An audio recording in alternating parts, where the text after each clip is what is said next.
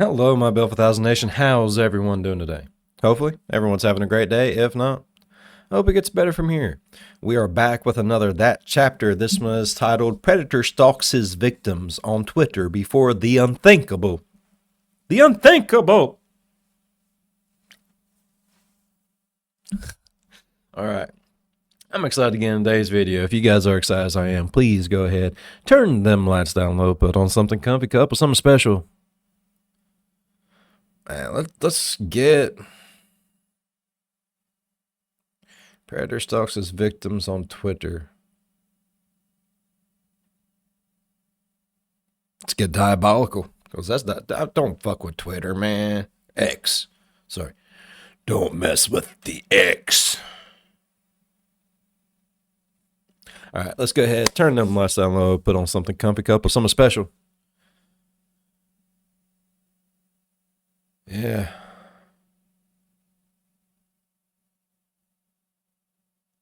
Diabolical. Hey you, and welcome. My name is Mike, and in this video we are going to Zama, the city of Zama, Japan, to look at a monster who believed that life had no meaning whatsoever. And following up on this belief, he used Twitter to stalk and lure victims back to his tiny apartment. It's a very small apartment, but he made that space work, as you will see. It was an apartment of horrors. But before we get into that, if you would like to see crime and bizarre plot videos every week, please subscribe, because this is all about that chapter of life. Now let's give it a go.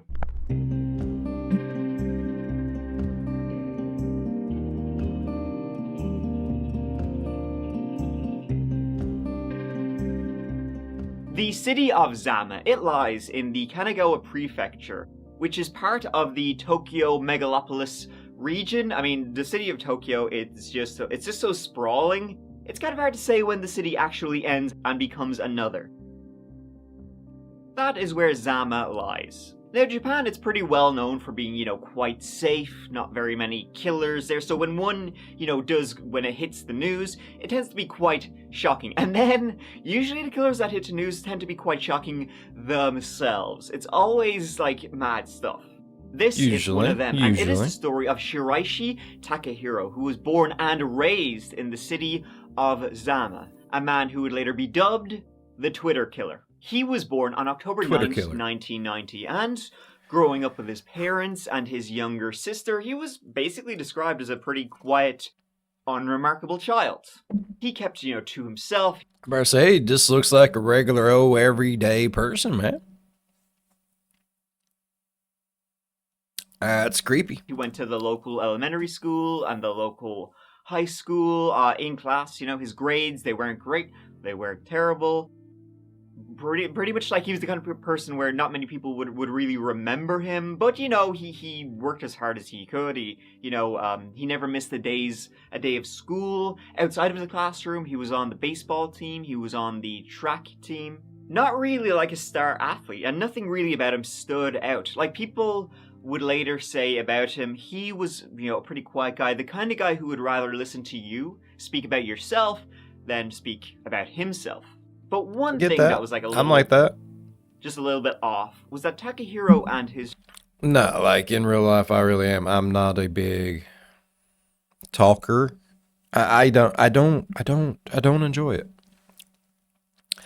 My main problem is, like, I'm not good with talking on the phones. Like, I'm good whenever other people are talking on the phone and I can just, jump in periodically. Kind of like what we do here. They are the star of the show. I just jump in and say stupid shit. I'm good at that. I'm very good at that. I enjoy doing that. Texting, talking on the phone, not my greatest. Social media, I suck at it. I do. Like, go check out my Twitter and stuff, man. It's awful. I get flustered when it comes to social media. Like, I don't do a whole lot of exciting things. You work, you come home. My days off, I hang with the kids, and then I do this. So yeah, it is what it is. But all in all, I'm just not good at stuff like that. On here, it's different. I can talk to y'all for days. I don't know why that's so different for me. But it is, and it's fine. I'm okay with it. Friends. For fun, they would often choke each other. Now, back then it was just, hey, guys being dudes, But kind of, in retrospect, pretty weird. And in normal spect, too. Takehiro's parents would divorce just as he was finishing high school. Something which seemed to kind of bother him quite a bit. And then in 2009, when he graduated high school, he would go and work in a local supermarket for about 2 years. He did that full time before quitting, and he would have brief stints in a couple of other jobs. He would work in a food factory, in a pachinko parlor, and then he made quite the leap, you could say, from his previous pachinko? jobs, working at the checkout, stacking shelves, because he made the leap from kind of those jobs. Is the pit? What's a pachinko? What's a pachinko machine? Is it like the thing you put the quarters in and it goes and pew? Follow? I don't know things. To becoming involved in sex trafficking. He went straight to the red light district of Tokyo. Oh shit! You don't want to go there. Kabukicho is the entertainment district in Shinjuku, Tokyo. Nicknamed the Sleepless Town. I mean, who could sleep? Look at all the freaking It's home lights. to bars, clubs, restaurants, and love hotels. Sounds great. It was probably 2 o'clock in the morning there, and it looked like it was 2 o'clock in the afternoon. Who the fuck could sleep? But it's also largely run by the Yakuza, the Japanese mafia. Oh, so sweeties. Maybe a little bit All of dicey at times. And as you can imagine, there's a lot of crime there. And not just Nah. violent crime, but, drug dealing and sex trafficking. It's the kind of place where you don't really want to forget the hand sanitizer. And nice, quiet, unremarkable I won't take a Takahiro, bath he in that ended shit up then, bruh. there. He ended up becoming what was called a scout for the gangs in the area, and what he did was lure women into becoming sex workers, essentially tricking them into joining the sex trade and then probably becoming sex trafficked themselves. He was described by those who knew him at that time as ambitious, dangerous man who was capable of betrayal. And another woman who knew him said he was unusually more gentle than ordinary people, but was fascinated with death, including hurting himself. Now, as you may be aware, Japan is unusually tolerant to the idea of hurting yourself. It's pretty embedded in the culture, like these ideas of self-harm and seppuku and all that kind of stuff going back, 100 centuries. It has one of the highest rates of suicide in the world. Only neighboring South Korea is beating it out on that level. And so Takehiro's kind of obsession with morbid stuff, like self-harm, Was this an everyday thing? that kind of thing, probably wasn't seen as quite as strange as it would have been, in Western countries. Now, Takahiro, he was arrested for scouting in February 2017. Finally. So, I get it. I mean, you're not going to go to like a heavy metal concert and expect to see everyone wearing sundresses. I got it. Analogies and whatnot. Yeah. And he was sentenced to 14 months in prison, but that sentence would be suspended, and he would get a 3-year suspended sentence. So he stopped working in the Kabukicho area, and he went back home to be with his dad. Now remember, his parents had split, so he was living with his dad, his mother, and his younger sister. They had left to go off somewhere else. And Takahiro was very close with his dad. As I said, they lived together, and his dad, for work, he would design car parts and that sort of thing, and he had his own workshop. And Takahiro would often be there, helping him out in the workshop. They would go out for dinner together and all that sort of stuff. However, it seems Takehiro's obsession with, death, started going overboard in the summer of 2017, so a couple of months after he had left Kabukicho and all that kind of stuff. Around that time, he said to his dad, "I don't know why I'm alive." Then, in the August of that year, August 2017, he told his dad. Does he mean it like because, you know, something really crazy happened and he doesn't know why he's alive because of that? Or is he talking about like his lifestyle? Working for, you know, gangs and shit. Sometimes you can be surprised you're still alive. Or does he just mean like in general, like a weirdo, like, why am I alive? Because your daddy, your mama. That's why. That he had met the love of his life. He hadn't. And that he wanted to move into his own little apartment. And so he asked his dad to be guarantor of this apartment. His dad said, yep, sure thing, buddy, you got it. So he moved into this other apartment, which was in a neighborhood from where he was from. In Zama, it was about a mile from where he grew up. He moved in there on the 22nd of August, and it seems that then maybe being alone was not the best thing for him, because it seems his fascination with death and with morbidity and all that kind of stuff, well, Takahiro decided the self part, not so much, but the harm part, a big yes. Hi. And the method he used to explore this fascination he had was Twitter. Crazy. In September 2017, a profile was created on Twitter. The username, Hanging Pro. The name, Hangman. And as you can see, the profile picture was an anime-style dude with cuts on his wrists, neck, and a noose. Subtle. The bio read, I want to help those who are having a hard time. DM me. Let me just read out what his pinned post was. People are bullied all the time at school and work, and when you can't handle the place you go every day and the people there, that'll push you further and further mentally. I think lots of people are suffering and attempting suicide, even if the news isn't covering it. I want to help these people. You probably have a good idea of what help means. Killing what them? He is kind of implying by there. Like, on first glance, it looks like he's just trying to help people maybe who are going through a dark period in their lives. I think he's trying to help people move on into the light. Help them get better, see the light, people who are depressed, whatever. Wrong light. That's not what he was meaning. He was meaning something a hell of a lot darker. Otherwise, on the platform, he would retweet cute pictures of cats and dogs. And he would also tweet other posts about self-harm and so on. As I said, through this he would meet people who wanted to hurt themselves under the guise of helping them. In October 2017, Aiko Tamura disappeared. She herself was a Tokyo native, and at 23 years of age, she posted about on Twitter self-harm and that kind of thing. Just a couple of months previous, her mother had sadly passed away, and that was something which absolutely devastated her and led her down this path. She then disappeared. She was last seen on October 21st. And this piece of shit preyed on that, didn't he? It was Aiko's brother who began looking for her, frantically trying to find, the sister who he loved dearly before she could do something to herself he couldn't undo. He was mad and frantic to find her. Upon learning that she hadn't been seen, he went to her friends, to her work, to everywhere, and he could not find any single trace of her at all.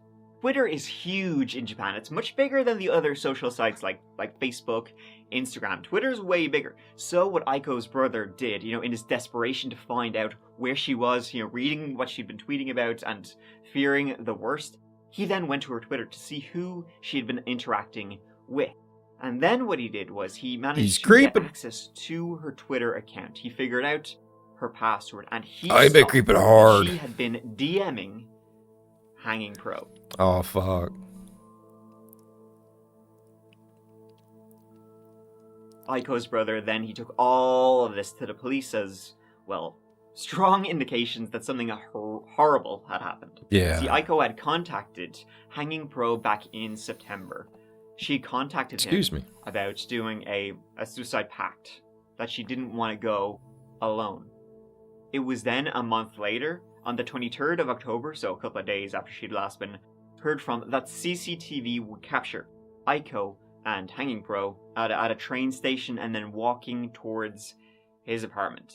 Then, so to try and track down exactly who this guy was and what was going on, an unidentified woman contacted Aiko's brother, because Aiko's brother was putting the word out on Twitter, anybody who has met with Hanging Pro, who is this guy, essentially. So this unidentified woman, she contacted him and she says, I've met him. I've met him in person. She didn't go to his apartment. They just met up, went for a walk, and that was it. But this time she said, I can organize to meet up with him again, and this time I'll go to his place. So the police were then involved, and this became like a sting, kind of stakeout operation. It was Halloween 2017. You know, a time when everybody's wearing masks and costumes. Except the real monster was not wearing any costume at all. The police were watching everything the entire time as this woman, she met up with Hanging Pro Takahiro at a train station, and the pair of them then walked together back to his apartment. And a couple of minutes, after they went in together, the police rocked up, knocked on his door. Takahiro, he opened the door, and the police said, here, listen, we're investigating the disappearance of Aiko Tamura. Do you have any information you can share with us? Right. So then what Takahiro did was he looked at them, and then he looked back into his apartment, and then he said, she's in the cooler. The cooler was right there. The officers went into his apartment, down on the ground, they looked at it, they opened it, and what they saw staring back at them was Aiko's head. What the fuck? On the floor of his apartment were 7 more boxes and coolers. This then became a crime scene, and the police shut that shit down. How many fucking heads This did he is the have? layout of Takehiro's actual apartment. Absolutely tiny. And in there, they would find another 8 heads. Littered throughout were arms, legs, and hundreds of bones. And in those boxes, those orange boxes, inside each were human remains. You can imagine how it smelled. Fuck? Or better yet, do not. And they also found saw, knives, ropes, all covered in the unmistakable dark brown of old blood. They also found multiple bank cards, medical cards, and other items belonging to the victims.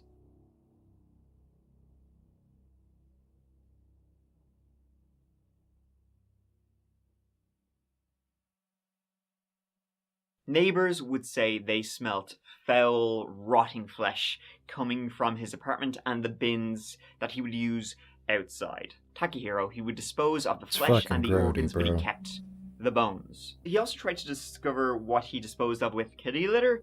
It didn't really work. Like, neighbors would say they often saw him using the bins an unusual amount, and the extractor in his bathroom was on 24/7. Takahiro Shiraishi was initially arrested and charged with abandoning bodies, but that would swiftly change. What does that mean? What does abandoning bodies mean? I mean, like, literally, is it just he abandoned? I don't understand it. They wasn't abandoned. He was right there in the house with. 特に言葉を発することもなく淡々と裁判長の話を聞いている、そういう姿でした。で、裁判長は主文を後回しにして先に判決理由を述べました。Now, initially, his lawyers tried to say, okay, listen, this is not what it looks like. Was he involved in what happened to him? Sure, but this was murder with consent. These were all people who just wanted to harm themselves anyway. And Takahiro like said, some Dr. Kevorkian bullshit. I believe that don't fly either, homie. This, I'll give you a hand. But Takahiro himself would tell a different story to his own lawyers. He would say that all of these victims who were found, they expressed online that they wanted to hurt themselves. But when it came down to it, when he met them in person, no, they didn't. None of his victims consented to death. And when he would actually come forward and confess, he didn't deny what he had done for a second. When he was confessing to the... Are you not allowed to have a, second guess of life or another opinion or, you can't just change your mind last minute with this motherfucker?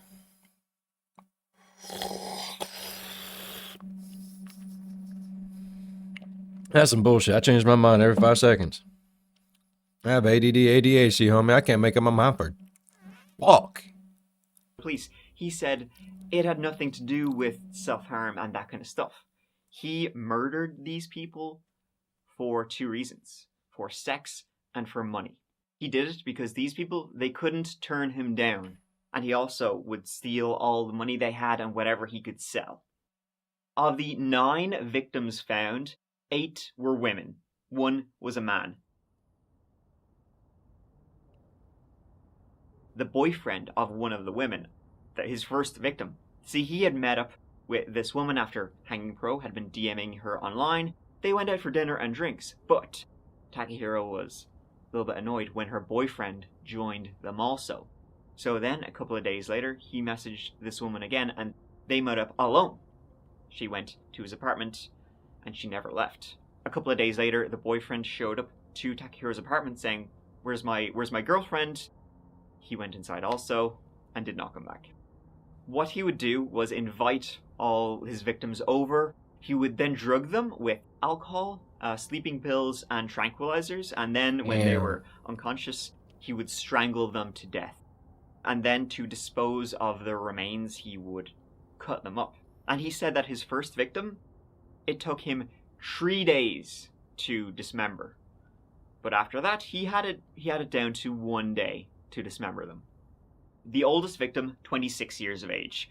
4 of them were teens, fucking 3 grody, in high bro. school. One of them only 15 years The fuck's old. wrong with this motherfucker?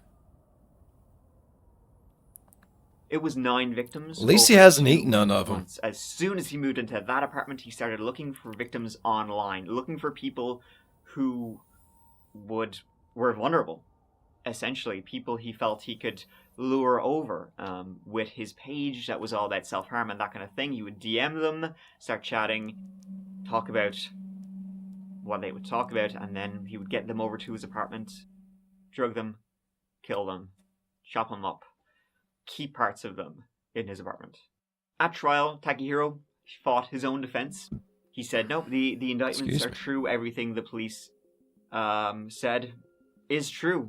He did it all. Like his defense, that they were trying to find, he's not mentally competent. He wasn't in control of his own actions. But psychologists examined him for 5 months. They found he was fine. He knew every single thing he was doing. He was all there. And he was found guilty of all 9 murders. Good. He was sentenced to death. The death sentence in Japan is carried out with a noose. やっぱ実際聞いてみてみると、やはり私の中でも頭の中で想像とかも。Hold on, okay. When I listened to Shiraishi's testimony, it made me imagine the killing he committed inside my し head. てしまうので、ちょっと夜とかは Sometimes I remembered the savage ways he committed the murders at night, so it was a bit of a burden on me. 思い出すこともあったので、ちょっと負担に感じたところはそういうところだったのかなと思いましたね。殺害方法の残忍さ I can't speak about this too much in detail, though. とか、ちょっと詳しくは言えないんですけど。 At his sentencing, he said, I am sorry for having killed some of the victims, with whom I spent a lot of time, and would like to apologize to these families. But for the others, I don't really feel a deep sense of regret. In any case, I am sorry only because I failed when I got caught. If I wasn't arrested, I will not be regretting anything. At least he's honest. Fair. He's refreshingly honest for a psychopathic monster. Right. Man, Man, Mike, Mike, we we are are starting starting to to think think alike, alike, bro. bro. 後回しということで、今日2時判決公判スタート、中継お伝えしましたけども、主文後回しで判決理由読み上げた後、死刑が言い渡された。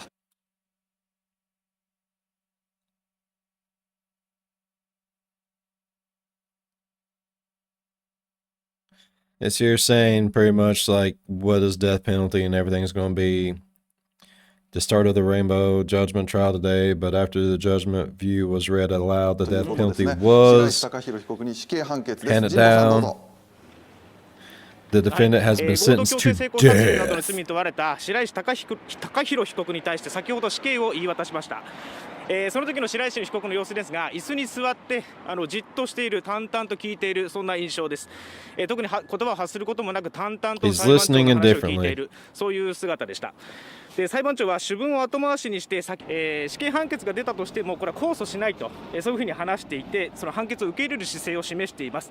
ごめんなさい、こちらから以上です。失礼しました。He wouldn't seek any appeals. He wouldn't seek any pills, and he was just ready to be like that. to his sentence. He was like, yeah, I did it all, hands up, you know. You got me fair and square. I'm Hanging annoyed by you my got, neck and let you me got me, swing, but I'm swing, not, swing. I'm not remorseful for anything I've done. He said he would not appeal his sentence. Pretty much just accepted that, yeah. I he mean, was a you monster. might as He well did not just feel kind of empathy for accept any it. other human The being body parts ever was his in your entire life, house, and bruh. did what he did. Straight up.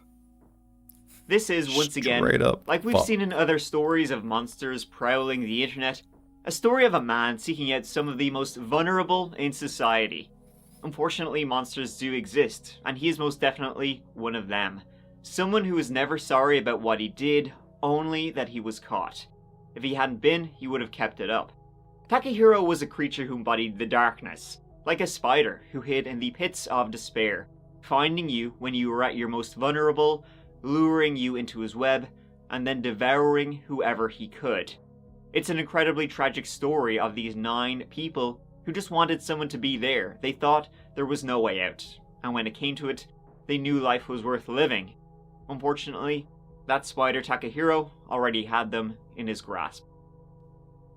So he now is on death row. Now, these many years later, he's still alive. He's still in prison. He said he does want to get married.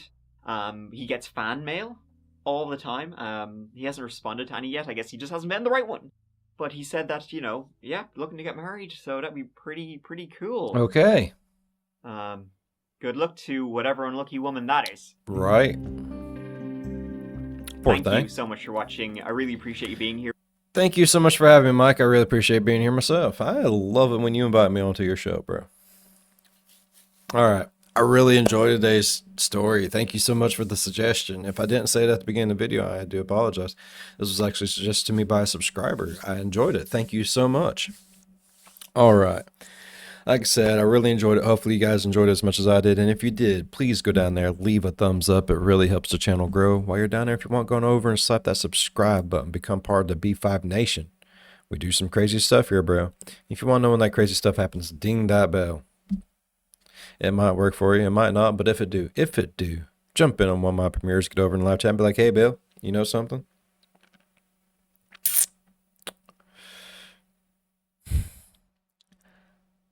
I was just sitting alone one night, wanting a friend, and I heard this ding in the distance. And I searched for it, and I found someone sitting on a park bench watching one of your videos. And we've been together for forever now. I'm gonna be like, the hell yeah. Leave a like and dip. That's all you gotta do. I don't know where I was going with that. I gotta go. I'm tired. It's been a long day already. As always, be good to one another. I'll see you in the next one. Bye-bye. Damn, I was fucked. He didn't even give a shit after. He's like, yep, I did it. I'm sorry for those ones. Those ones can fuck themselves. I'm out. What the fuck?